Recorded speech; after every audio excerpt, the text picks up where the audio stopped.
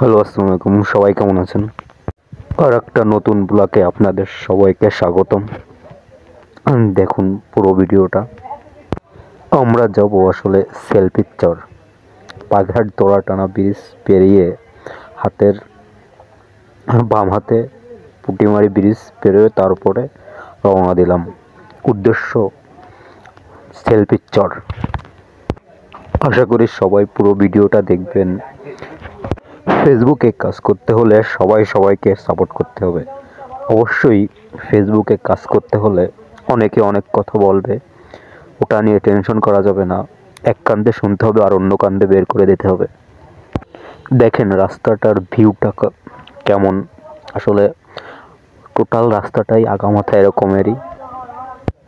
রাস্তার দুপাশে শুধু গাছ, আর পাশে ঘের আছে। আবার মাঝে মাঝে দু একটা বাড়িও দেখা যায়, স্কুল আছে সামনে। আসলে এই রাস্তা নিয়েই অর্জুন পাহাড় যাইতে হয়, এটা বাগেরহাটের ভিতরে। টোটাল রাস্তাটাই একটা প্রাকৃতিক সৌন্দর্যে ভরা। আশা করি সবাই পুরো ভিডিওটা দেখবেন, পাশে থাকবেন। তবে এই রাস্তায় তেমন কোনো দোকান আমরা পাইনি। টোটাল রাস্তায় দেখা গেল শুধু দুই একটা বাড়ি আর দুই তিনটা স্কুল সামনে পেয়েছিলাম আমরা। আসলে সৌন্দর্য উপভোগ করতে হলে এখানে আপনি আসতে পারেন। মন খারাপ হলেও এই রাস্তাগুলোতে ঘুরলে হয়তো আপনার মন ভালো হয়ে যেতে পারে। ওয়াও, দেখেন রাস্তাটার ভিউটা কতটা সুন্দর দেখাচ্ছে।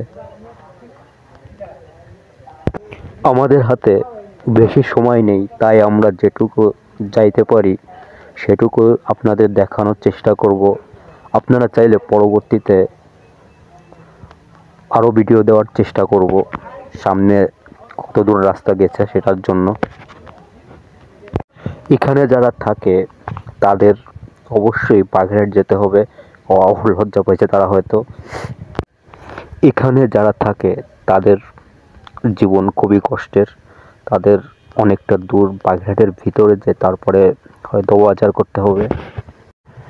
যারা আমার ভিডিওগুলো দেখছেন অবশ্যই শেয়ার করে অন্যকে দেখার সুযোগ করে দেবেন, যে আমাদের বাগেরহাটের কত সৌন্দর্য যেন তারা দেখতে পায়।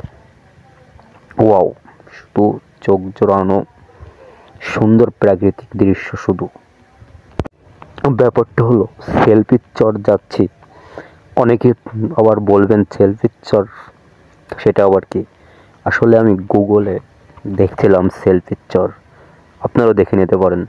সেলফির চর বাগেরহাট গুগল ম্যাপেই আছে।